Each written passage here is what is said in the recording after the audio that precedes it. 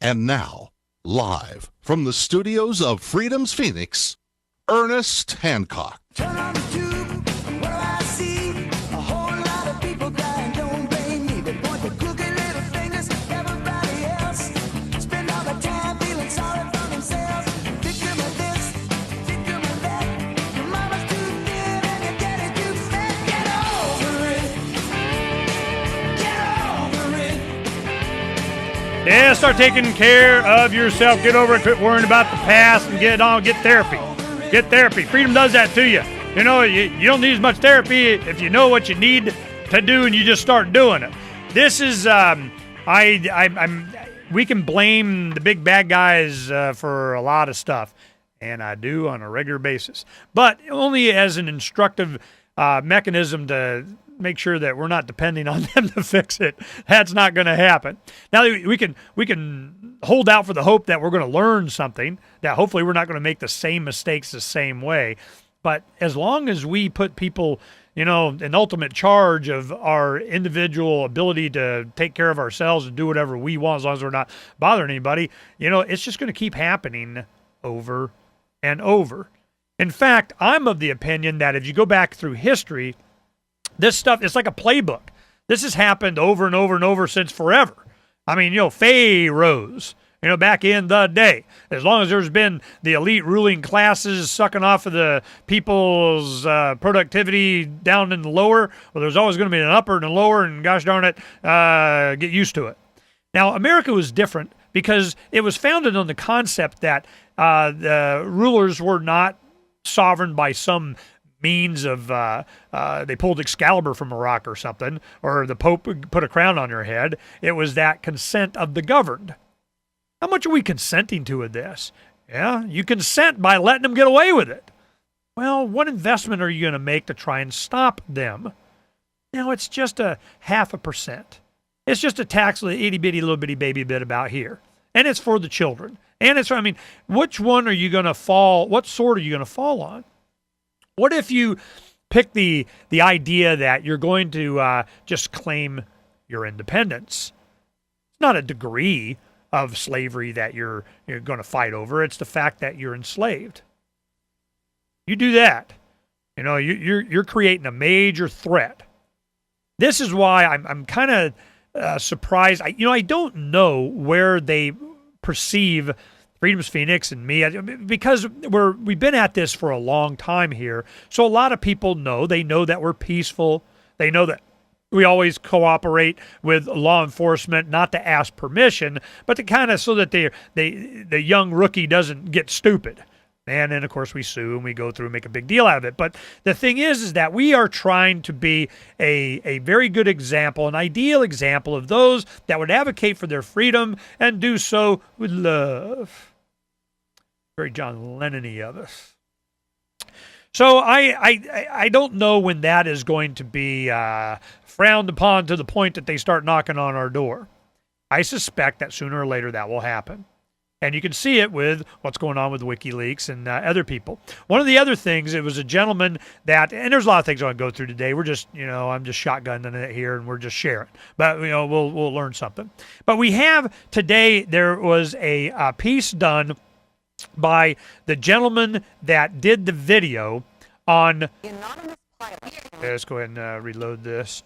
There's a gentleman that did the video, the pilot, that, man, he got the attention of Janet Napolitano. And it said, oh, no, you're not allowed. And, what is it that he's asking? What happened was he was granted a special federal status as a pilot that is allowed to have a firearm in the cockpit. Now, this was a big deal. They said, okay, we're going to let pilots have firearms in the cockpit, and that the cockpit is locked and you can't get in there, and none shall pass, and once it's closed, you're done, and they got guns. Well, you had to be a federal agent to do that. Well, it came with some other responsibilities and stuff too. Certainly he perceived it that way. I'm here for the safety of, to have a boring flight. We go, from point A to point B, and nothing happened. Well, it getting to the point with all these TSA pat downs, and he's going, this is ridiculous. You swipe a card from any one of these ground crew guys, gives it to his buddy, walks into the terminal, goes up, boom, swipes it, and it just goes out and does whatever, and they're all over the airplane. And you're worried about me? I'm the one at the controls. What about these guys? So he takes and he does a video. Oh, they should not have done that, because what happens, that's what brought up the attention of everyone. So it's when you challenge the guys in black, the men in black. They got the mirror sunglasses and a little curly thing in their ears. Because think about the movie The Matrix. War, rape, murder, theft, the thermonuclear, whatever was going on inside the Matrix. Never see the guys in black. Didn't care, couldn't possibly care less. Let the Matrix just, it'll do whatever it's going to do. It's when you have the Neo, the Morpheus, someone that challenges the system itself. That's when the men in black come out. When you challenge the system. Not how you use the system, not that you're in the system. As long as you get your government number, you always hear me talking about the activism of the 90s, we'd always get our government number. Somebody would say, well, we need to bring attention to fill in the blank. And I go, okay, got your government number? What? I go, if you don't have a government number, they're not going to cover it. I'll give you an example before we get to this. There was, after 9/11, they started putting metal detectors in all of the state buildings.